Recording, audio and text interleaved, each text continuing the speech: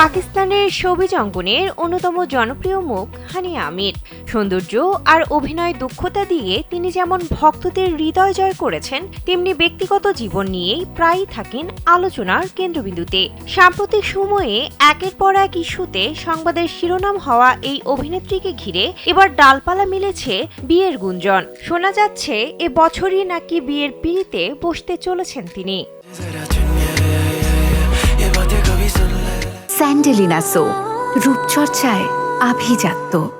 এই জল্পনাকে আরো উস্কে দিয়েছে অভিনেত্রীর একটি মন্তব্য।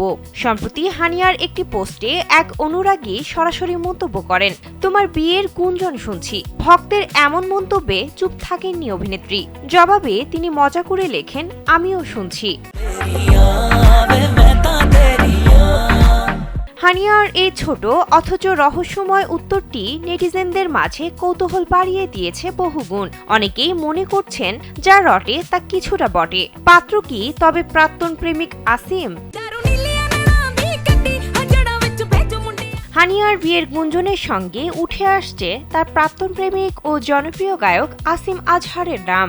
2018 সালের দিকে আসিমের সঙ্গে সম্পর্কে জড়িয়েছিলেন হানিয়া আমির, যা 2019 সালে প্রকাশ্যে আসে। তবে 2020 সালে তাদের সেই পথ আলাদা হয়ে যায়।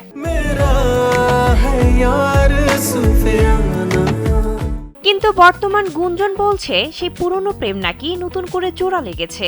নেটিজেনদের একাংশের ধারণা প্রাক্তন প্রেমিক আসিম আজহারকেই বিয়ে করতে পারেন অভিনেত্রী, যদিও এ বিষয়ে এখনও হানিয়া বা আসিম কেউই আনুষ্ঠানিকভাবে মুখ খোলেননি।